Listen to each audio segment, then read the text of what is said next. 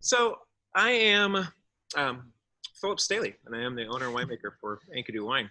I've been in a business for, well, if you count back when I was a teenager and I used to work in a liquor store, I've been in the business for 42 years, so to speak. Yeah. So huge fan of wine growing up, and I don't know why I grew up in Lake County. I left before I grew my third eye. And I just, for some reason, instead of really bad whiskey and bad beer, I just had an affinity for wine. Ended up going to UC Davis, and I went there not really for winemaking. Actually, I'm a political science pre-law major, and but I just continued my education in wine while I was there as well, on a kind of a sidebar, you might say. And when I got out of school, I really didn't want to become a lawyer. And so I started working in restaurants, and I really, really loved being a bartender and so forth. But also, I became the wine buyer for a restaurant down in the Bay Area. And this was back in the mid '80s. And then shortly thereafter, I met someone who worked at Carmenet Vineyard, part of the Chalone Wine Group when Carmenet was Carmenet up in the mountains. And so I started, producing wine basically as a cellar rat back in 1987. Most of you people who are seeing this probably weren't even born yet. So yeah, and some people come to me, these young people, and say, "Oh yeah, you're one of the old timers." Like, wow. And I never thought about it in terms. But that's where it began, how it began. I was very, very fortunate. I worked with some outstanding winemakers from Chalone Wine Group. Jeff Baker, Pam Starr, Michael Michaud, and Larry Brooks over at Acacia and so forth. So I had a really, really good, fabulous mentorship. And it was really, for me, I don't think I could have picked a better place to learn a craft. And for me, that's what it is. It's craft. And I think of it in those terms. And it just kind of fit into the type of person that I am, liking physical work, but there's also a mentality, there's a science to it, obviously, but there's also an art, and it kills me when people say, "Oh, making wine is not artistic." It's like, well, there is an art to it, and learning a vineyard, learning over the years of being in a certain place, knowing how to react to certain situations. I mean, it's an art, just as it is. And when I really equate the two as in cooking, as a chef, and I use. When I'm thinking about blending, in fact, I think about flavors, texture, and that balance, that type of thing, as I would in food. I take that same approach when I'm making wine as well. So that's the physicality of the work is also good. The excitement of it. Long hours at times, sure, but there's a lot of excitement. I'm a pretty gregarious person in general, so I like being out and working with people, but also one of my favorite things also is to sell wine and to actually work with people, or to whether I'm doing wine dinners or tastings or whatever it is, or just be around people and then share basically what we're doing. And it doesn't even have to be my wine. It can be anybody's wine, or tequila, or beer. I was about to say, I feel like there might be a margarita in there somewhere in the mix. Margarita, or nice little straight shots. So that's pretty much where it is.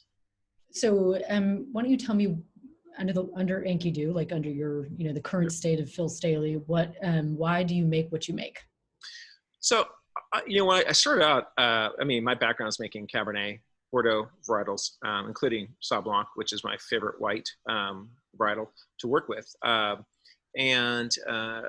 I love Rhone wines, and I love Burgundian wines as well. So when I started Enkidu, my whole idea was really to produce Rhone and Burgundian wines solely. And I still produce those wines. I produce Petit Syrah, which is one of my very, very favorite varietals to work with. I like the longevity of those wines. I like the structure, and the working with that varietal in particular is, I think, the hardest of all the varietals to work with, to get it right. And get it right meaning the balance of the richness with the counterpart of the acidity and the astringency that are in these wines. I just love those types of wines. And but shortly thereafter, I do love Cab, and so I started producing wine after. So my first wines were in 2003. 2007, I started producing some Cabernet, and in realized that, oh, this goes pretty well making Cab, and so about 40% of my production is now Cabernet as well. But the reason I produce these wines is because I'm really working with outstanding vineyards. I love Pinot Noirs from Russian River. That's my very, very favorite. So I work with 2 or 3 really outstanding vineyards within Russian River. I produce Petit Syrah, obviously, what I just said, I talked about Petit Syrah. Old Vines Inn, I mean, I'm working with vineyards that are 120 to 140 years old in some of these vineyards. And so it's to be able to have my approach to a certain varietal, and I have to like the varietal. I make wines that I like. There have been some wines I don't particularly care for, and so I don't make those wines.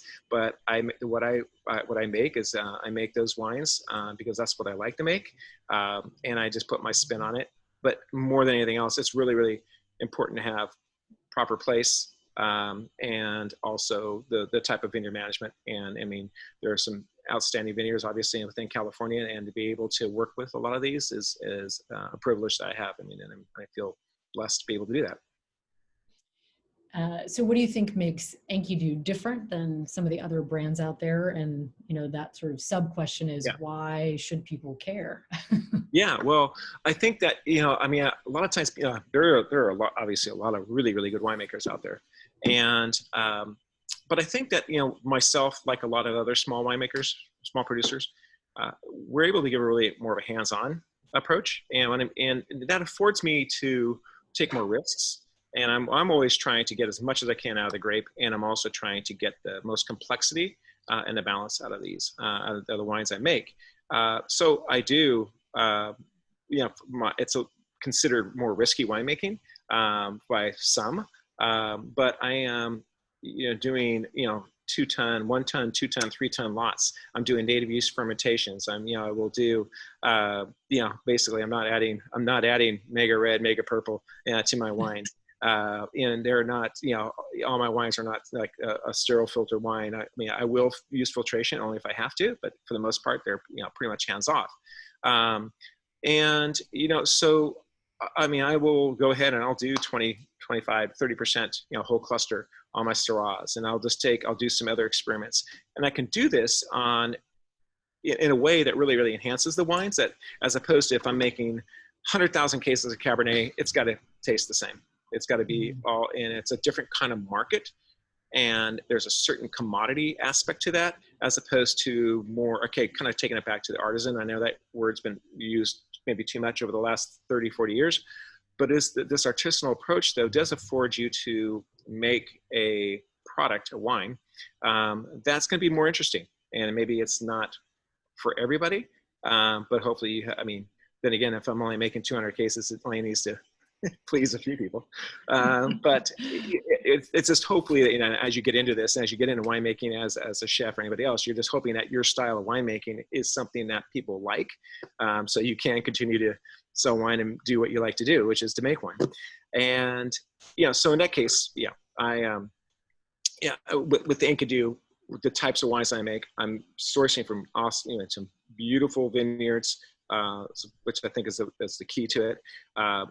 My decision on when to pick is maybe a little bit different than somebody else's. Maybe I pick earlier or I pick later. That affects the quality or the style of the wine. For what I do, I don't necessarily always go down the same road that everybody else has gone down. And so I just hope my wines are expressive. I want them to be expressive and enjoyable, even when they're young, but also they are enjoyable 10 years, 12 years down the road. Even my whites, at this point, I have whites that are going 8 to 10 years in very, very nice, good shape. So in this whole, winemaking shenanigans, you already mentioned a bunch of stuff that you like about it, but do you have a favorite part? Can you pinpoint that? Oh yeah, absolutely. Production. I mean, it's in production for me is different than when I was a cellar rat. And as a cellar rat, it's very arduous. I mean, it still is to a certain extent, but I have my feet, my hands, and my head in so many different areas during harvest. And so I'm out in a vineyard and I'm working I'm all over the place. And I could be sourcing 20, 25 vineyards in some years. I've kind of cut that down a little bit. but being in the vineyard at 6 o'clock, 7 o'clock in the morning when the sun's coming up and we're starting to pick, and you have the crews that are out there, they're singing, it smells good. The light is just fantastic. I have my dog with me. And that's kind of like heaven.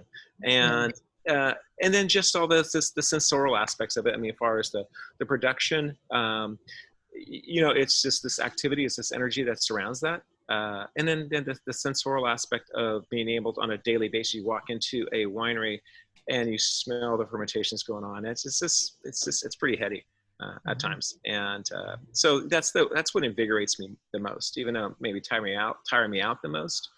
It invigorates me the most. Yeah.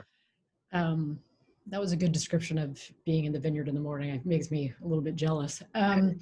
Something I might want to do someday. Yeah. Just shifting gears a little bit, obviously the year has been challenging for everybody. Oh yeah. Some more than others, of course, but I don't think anybody has escaped the difficulty of the year. So has there been anything positive that you have learned amidst all this chaos? The positivity has been coming really from our customers. Mm-hmm. And also I have to say from the people within the trade as well. And there's a lot of support. So, I mean, first off, I'll say the support that within the industry is, I mean, we're all kind of in the same boat here. And I think that there is empathy to a certain extent. And it's just like, wow. I mean, it's been such a gut punch for our industry in general. I mean, it has been obviously for the whole nation, for the whole world. Specifically for Sonoma and Napa, I mean, and other, I guess other regions as well. You think about the fires that have been thrown on top of it.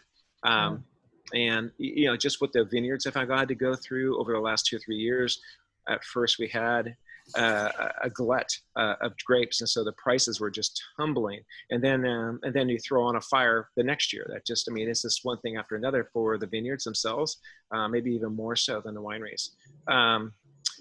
So I think that camaraderie that comes around with that, but I really, the support that I'm getting from my customers that buy my wines, that are coming back and back and back. And, just stating how much they want to support us and will continue to support us, as much as they're able to. I mean, it's hard on everybody. So everybody's tightening their belt a little bit, but they've been really coming through, in spades. And just with, that's one aspect. I've had to, I had to come back, and I'm doing more face-to-face with my customers than I was before, because we've had to contract as well for as employees and things. So the benefit of that is actually I am now I'm discussing my wines with more and more people more than I ever have in the past. And I like that. I mean, it's just, then hopefully it adds a little bit more of a flavor and a little bit better experience also for, my customers. Do you have a hobby that's helped you cope? Oh God, yeah. Apart from drinking, Phil? Yeah. So my hobby besides drinking is cycling. I've been a cyclist ever since I was in Davis. I used to race a little bit on top of it, besides other things. And so once COVID started, I was really on my bike a lot, and so that, and I continue to ride. And just, it's the one time when you actually can get out there and actually kind of feel normal. And you could be away from everybody. I don't ride with other cyclists, and so it's just myself. And so I don't have to mask up, and I'm away, I'm in the hills, and I'm just gone. And if I'm not crashing, which I've had a couple, it's really, really bad. The whole idea is to stay upright. But that's what's really helped. And then done some backpacking as well. And was able to get away for 10 days up on the PCT. So that was quite good. Again, it kind of normalizes your situation. Didn't realize it when I was on the PCT, all the fires were happening at that time. So that was kind of bizarre. But somehow getting outside makes you feel like a human being again, just a little bit. Yeah. So final question, what is your desert island drink? One thing for the rest of your life, Phil, what's it going to be? Ooh, it's got to be rum. Yeah. I like a clear, strong answer. I've had so many people that are like, I don't know, do I have a refrigerator on the island? And like, it's like gets really complicated. But. Well, I'll find a refrigerator. I'll find the limes. I'll find whatever I need to find. Or if it's a really good aged rum at 12, 15 year old rum, sure. I mean, tequila is right there too, but it's a close second. Okay. Yeah, there you go. Excellent.